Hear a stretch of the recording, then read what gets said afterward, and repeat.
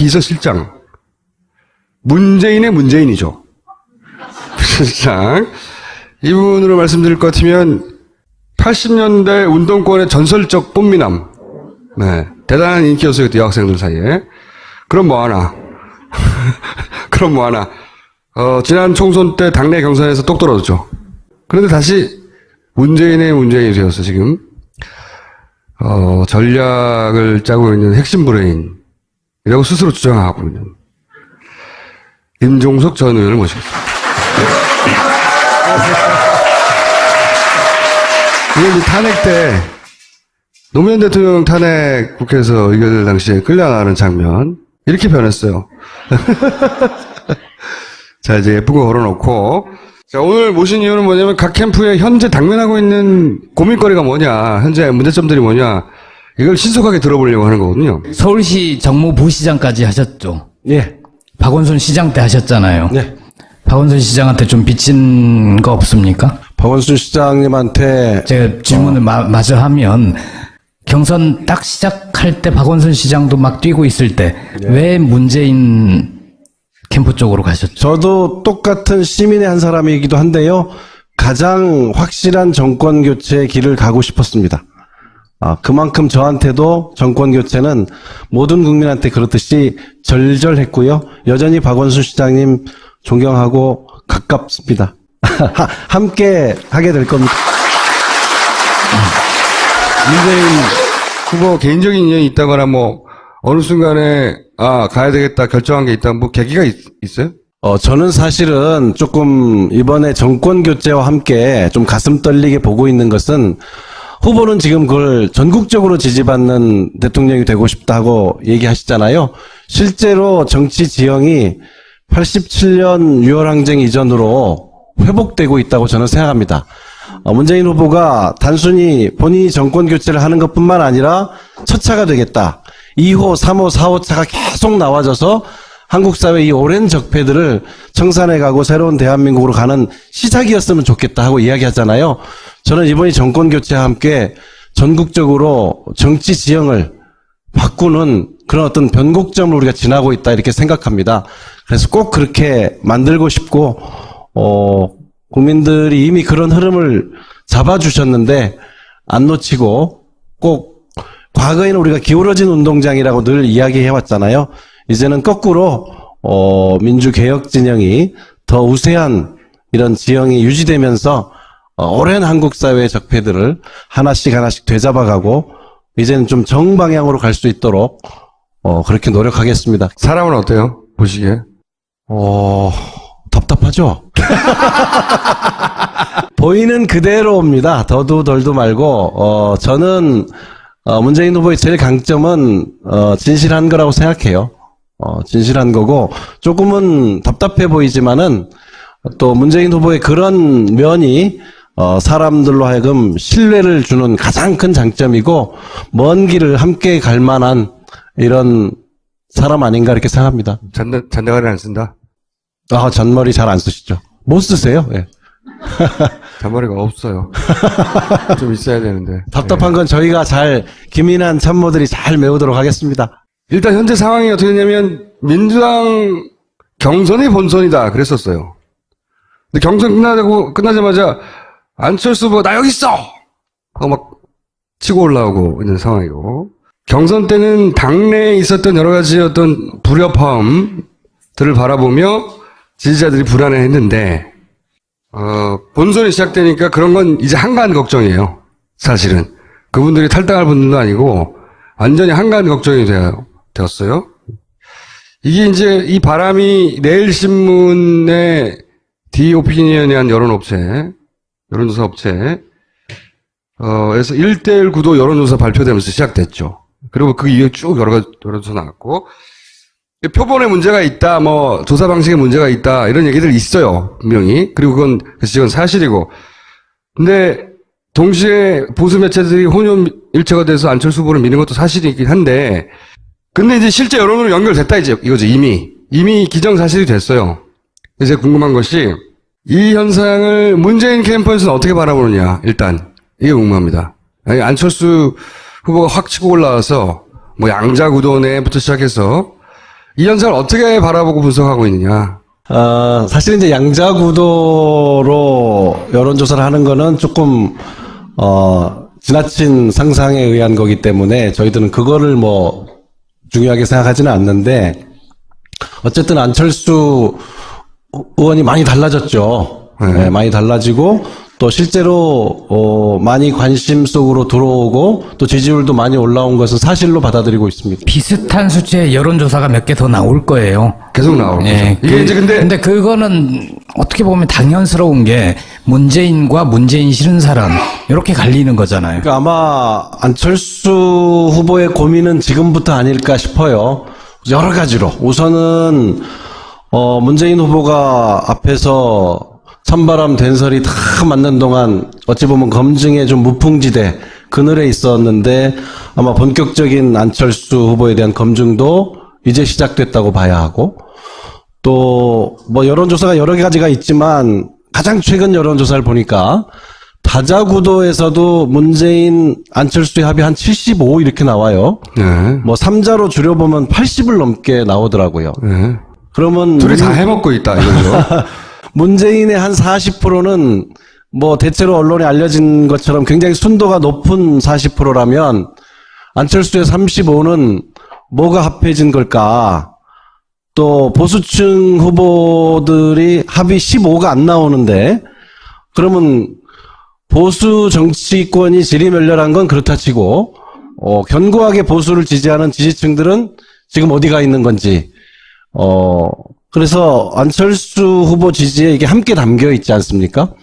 적어도 50, 60% 정도는 그런 지지가 담겨 있다고 봐야 안철수 되는데, 지지율 중에 절반 정도는 보수표다. 절반이 좀 넘을 걸로 보여요. 적어도 수치상으로 이렇게 네. 더하기 빼기를 해보면. 그렇게 분석된다. 그러면 이제 굉장히 안철수 후보의 앞으로의 정책, 메시지, 행보 이제 다 고민이겠죠. 구체적으로 어떻게 고민이 될 거라고 보세요? 모래 위에 집을 지었는데 이게 넓다 그거죠? 뭐 아마 어디를 방문할 때 어디까지 할 거냐, 정책을 낼 때 어디까지 주장할 거냐. 예를 뭐 들어 다- 사드 문제일 때 별로 안 어려울 것 같은데요. 어제 국립묘지 간 거 보니까 문재인의 반대 방향으로만 가면 되는데. 좀 더 구체적으로 얘기해 주세요. 예를 들어서 이게 물론 이게 전략의 노출이어서 뭐 말할 수 없는 한 가지 예를 부분을- 들어볼게요. 네, 구체적으로. 얼마 전에 이제 뭐 다시 해명하긴 했지만, 박근혜 전 대통령에 대한 사면 문제에 대해서, 기자 질문하니까, 뭐 위원회를 만들어서, 네. 검토할 문제다고 했는데, 그 기자 질문의 뉘앙스는 검토할 사안이라는 게 분명히 뉘앙스였거든요.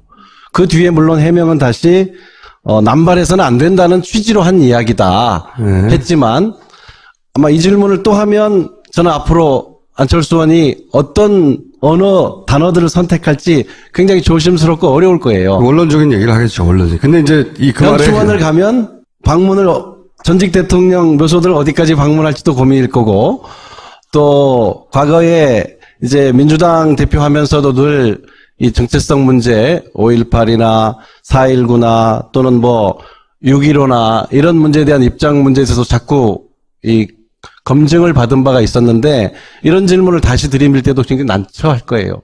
아마 안철수 의원이 제일 어려운 질문 이런 거 아닐까요? 문재인 후보는 정권 교체를 하면 국민의당과 안철수 후보는 함께 국정 운영해야 될 파트너다 하고 분명하게 얘기했어요.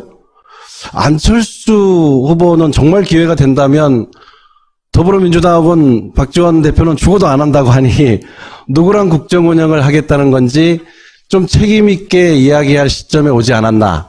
안철수 후보도 이제는 본격적으로 머리가 아프지 않을까요? 호남의 진보적 표심도 잡아야 되는데, 그렇다고 자신의 지지율을 구성하고 있는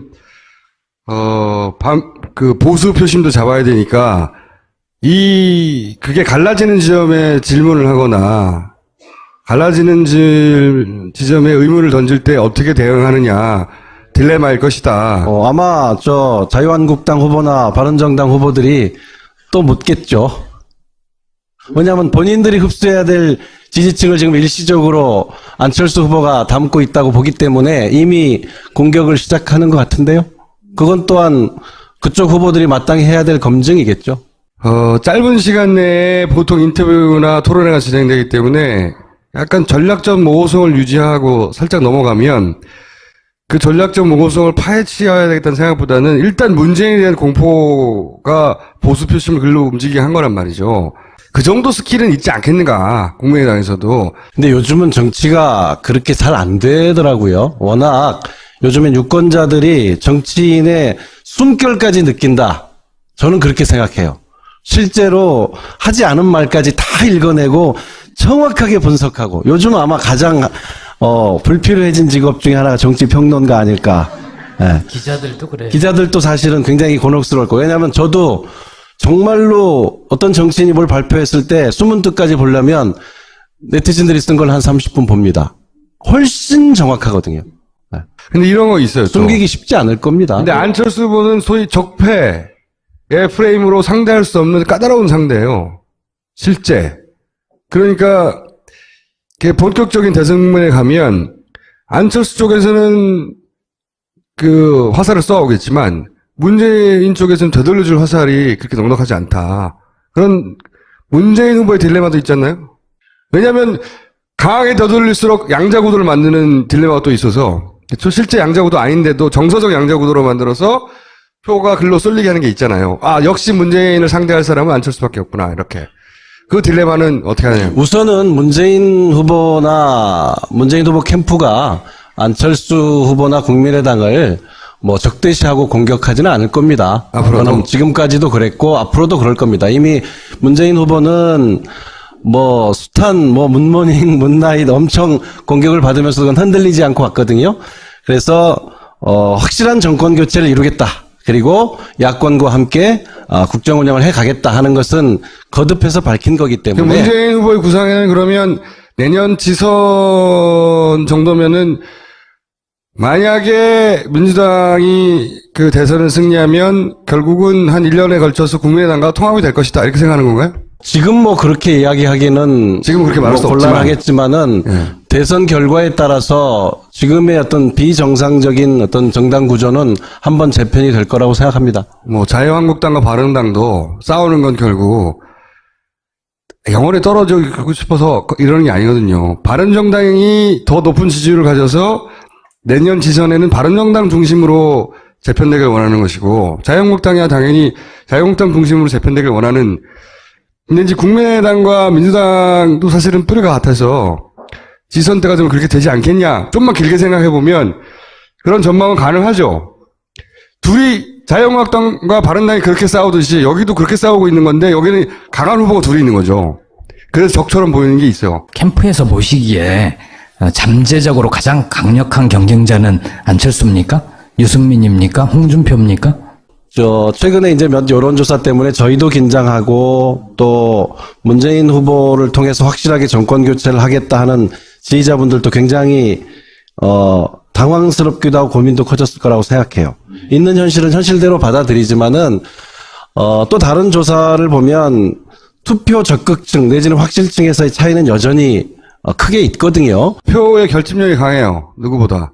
보수층이 갈 곳을 잃어서 또는 보수층을 대표하는 후보가 도저히 마음에 안 들어서 지금 여론조사에 그렇게 답했다 할지라도 실제로 마지막 투표 행위까지 이어질 거냐 하는 문제는 간단한 문제가 아니죠. 안철수 후보의 고민일 수밖에 없죠. 그러니까 그 중에서 누가 투표장까지 가느냐가 중요한데, 문재인 후보의 최대 강점은 그거예요. 오랫동안 두드려 맞으며 만들어진 지지층이어서 투표장에 꼭 간다고 하는 면에서는 그 비교를 따지면 굉장히 격차가 벌어지죠. 그리고 문재인 후보 지지율은 이렇게 더듬어 보시면 한 번도 2, 3%가 한 번에 올라간 적이 없어요. 정말 1%씩 올라왔거든요. 저희가 20대 초반 내지는 10대 후반에서 머물러 있을 때 그때 박스권에 갇혀 있다고 언론에 많이 지적을 받았는데 어느 순간 30 가까이 갔어요. 그래서 또 머무니까 또 박스권에 갇혔다고 그러더라고요. 박스가 좀 움직이죠. 그래서 35% 넘고 최근에 다자고도에서는 40에 근접한 여론조사들이 나오는데 또 30대 후반 40 박스권에 갇혔다고 또 그러더라고요. 그래서 뭐 박스가 커지고 있는 건 분명하니까. 경선이 끝난 지 얼마 안 돼서 아직까지 반영이 안 됐을 수는 있는데 2위를 한 안희정 후보 그리고 3위 이재명 후보 둘이 비슷하잖아요. 이 지지자들을 이렇게 확 끌어안을 거라고 보시나요? 저희들로서도 최선을 다해서 안희정 후보, 이재명 후보의 뿐만 아니라 그 지지자들까지 함께 가기 위해서 문재인 후보와 저희 캠프가 할 수 있는 모든 노력을 다 할 것이고요. 이미 이제 안희정 지사나 이재명 시장이 흔쾌히 함께할 이런 뜻을 밝혀주고 계시기 때문에 저희들 지금 언론에 안 나더라도 굉장히 활발하게 만나고 의논하고 있다는 말씀은 제가 사실로 확인해 드릴 수 있습니다. 문재인 적극 투표층이 탄탄하다는 것도 명백한 사실이지만 동시에 반문재인 구도라는 것도 굉장히 탄탄해요. 저 비호감에서도 가장 높죠. 아주 확고하다는 거죠. 그러니까 종편이 지난 대선 끝나자마자 지금부터 시작해서 지금까지 한 일은 단 한 가지예요. 뭘 하든지 간에 문재인만은 안 된다. 종편이 밀어주는 후보를 그때그때 바뀌었어요. 근데 안 되는 후보는 문재인 하나였거든요. 그러니까 선거는 구도인데 문재인 아닌 사람 다 모여라 구도도 확실하거든요. 이 구도를 한 달 만에 깰 수는 없잖아요. 4년간 이어진 거니까. 그러면 남은 한 달간 이 구도를 상대하는 전략은 있습니까? 기본적으로는 지금까지 온 것처럼 갈 겁니다. 저희들은 문재인을 통해서 정권 교체하겠다는 국민들을 보고 갈 생각이고요. 저는 적어도 다자구도가 양자구도로 좁혀지는 일은 없을 거라고 생각합니다. 그거는 보수층의 후보들이 다 포기한다는 건데, 아까 우리 김총재께서 얘기하신 언론에서 두 사람을 붙이는 여론조사가 많다고 했는데 저는 그게 의도적인 거죠. 허상을 두고 여론조사를 한 거죠. 문재인을 지지하느냐, 지지하지 않느냐를 갖고 하는 건데 그것은 현실에서 일어날 수 없는 여론조사를 하고 있기 때문에 저는 기본적으로 다자구도는 유지된다고 봅니다. 그 여론조사의 목적은 이런 거죠. 그러니까 후보 단일화가 안 될 것 같으니까 시간도 짧고 정서적으로 유권자가 단일화해서 될 놈 밀어주라 이런 시그널을 계속 보내는 거죠 지금. 정당은 지금 보수 정당의 후보들이 굉장히 지지율이 낮지만 1, 20년 된 정당이 아니잖아요. 그리고 대선 치르고 마는 게 아니기 때문에 내년 아까 얘기하셨잖아요. 내년 지방선거 그다음 총선 이런 연속성을 갖고 있어서 저는 후보를 유지하기도 하려니와 최종적으로는 보수 지지층이 어느 정도는 자기 정체성에 맞는 후보를 선택할 거라고 봅니다. 또는 기권층이 많아지든지. 옛날에 이인재 찍으면 김대중 된다가 출발이거든요. 조선일보가 퍼뜨린 프레임이죠. 근데 실제로 그렇게 됐어. 이인재 당시 후보가 20% 가까이 득표하고 보수표를 가져왔기 때문에 결국 김대중 어렵게 간신히 그 IMF 상황에서도 이겼단 말이죠. 그 기억이 있어서 거꾸로 이 프레임이 먹힌다는 거죠. 그렇긴 한데 저희가 그렇다고 해서 그런 걱정이 있다고 해서 정치적으로 얕은 수를 내는 것보다는 저는 전공법이 좋다고 보는 거는 옳다고 보는 거는 낮게 나왔을 때도 정권 교체가 돼야 한다.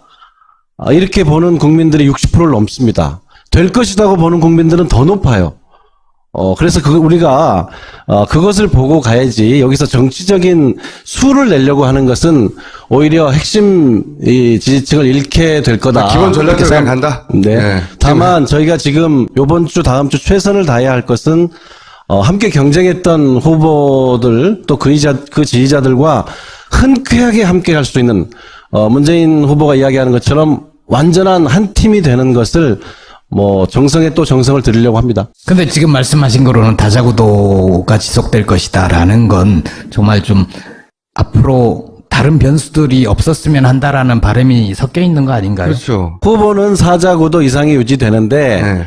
보수층이 자기 층을 대표하는 후보는 도저히 안 될 것 같으니까 유권자가 몰아서 그렇게 만들려고 지금 하는 거죠. 반문재인 선택을 한다. 하게 만들려고 노력하고 있고 그 결과가 지금 안철수 후보의 지지율 상승으로 나타난 거죠. 저는 안철수 후보 지지자들 중에도 상당수는 정권 교체 때문에 안철수 후보를 지지하는 분들이 분명히 그게 안철수 후보의 고유의 표죠. 원래 안철수 고유의 예. 표죠. 예. 예. 그런데 그렇게 될 땐 아까 같은 우리 김어준 총재가 얘기하는 상황이 되면 그분들이 굉장히 고민하겠죠. 이것이 정권 교체인가 하는 고민을 근본적으로 하지 막판에 가서 할 않겠어요? 것이다. 이제 문재인 공포로 인해 줄 곳을 몰라 하던 표들이 홍준표로 달려갈 때 그런 가능성이 높지는 않다고 생각해요. 근데 달려갈 때 안철수는 결국은 범민주계야? 예를 들어서 나중에 민주당과 국민의당이 합당하면 내가 민주당 찍어준 거 아니야? 결국은 이런 생각할 수 있거든요. 굉장히 이상한 현상인 거죠. 지금 비정상적인 상황이에요. 보수의 대구가 다 몰려와서 결국은 민주당을 찍어주는, 근데 그걸 깨닫게 될 수도 있거든요. 한 달이면. 그럴 때 홍준표한테 만약에 간다고 쳐요. 홍준표는 그걸 원하죠. 나를 중심으로 모여라고 막. 근데 지금 보수 매체들은 안 도와주고 있죠. 안 될 것 같으니까. 근데 어제 손석희 사장에게 말도 안 되는 태도를 보이는 건 진보 진영에는 미친 걸로 보이지만 일부러 그런 거예요. 저도 방송에서 말을 저렇게 막 할 수 있으면 참 좋겠네요. 홍준표 후보가 보수 매체가 안 도와주는 가운데서도 혼자 힘으로 포탈을 장악했잖아. 다 봤어, 전 국민이. 그걸 보고 미쳤다고 생각도 하겠지만, 이야, 대단하네. 이렇게 생각하는 사람이 저쪽에는 있어요. 만약에 그 이런 방황하는 표가 홍준표한테 갈 때 그게 진짜 위기다.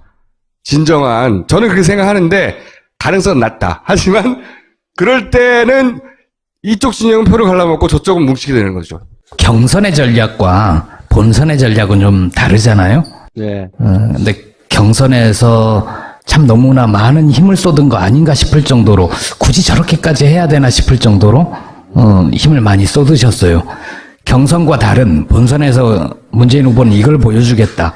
뭐 공개할 수 있는 전략이 있나요? 뭐 꼭 1차에 끝내야 되겠다 하고 이를 악문 게 아니고 선거 일정 자체가 예측하지 못하게 당겨지면서 저희가 예선과 본선을 한 번에 보고 가는 것이 옳다.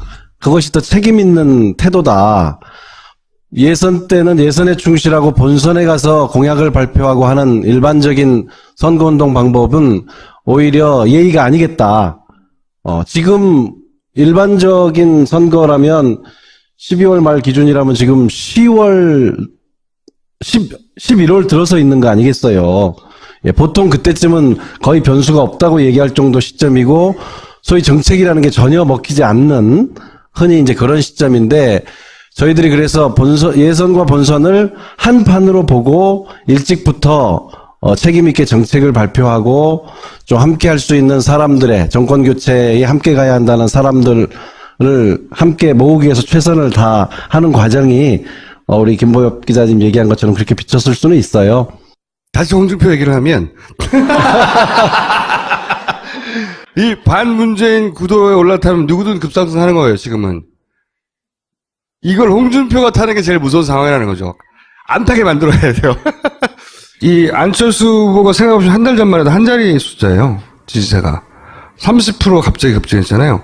이 30%가 갑자기 홍준표한테 다 갈 수는 없지만 얹히기 시작하는 순간 홍준표가 되나? 그러면 전통적인 홍준표 후보가 맨날 얘기하는 전통적인 이 구도가 형성되는 거거든요. 그렇게 안 되길 바라야 하고 그렇게 만들면 안 된다. 안철수 후보가 고민일 수밖에 없다는 것이 말이 튼튼하든 아니면 부족하든 간에 부실하든 간에 한 방향으로 가는 한 마리 말을 타고 있으면 좋은데 다른 방향으로 달아나려는 두 마리 말을 한 번에 타고 있단 말이에요. 그게 딜레마죠. 딜레마죠. 네. 예. 이제 국민들이 이제 또 생각할 거 아닙니까? 여러 가지 변수들이 지금 이제 지나갔고요. 진짜 방정식이 복잡해 이번에는. 또 새로운 변수를 맞이했는데 안철수 후보에 대해서 이질적인 지지층이 섞여서 새로운 현상이 일어났는데 이것을 보면서 이제 국민들이 이 후보 등록 전까지 정말 다시 차분하게 고민하는 한 열흘이 되지 않을까.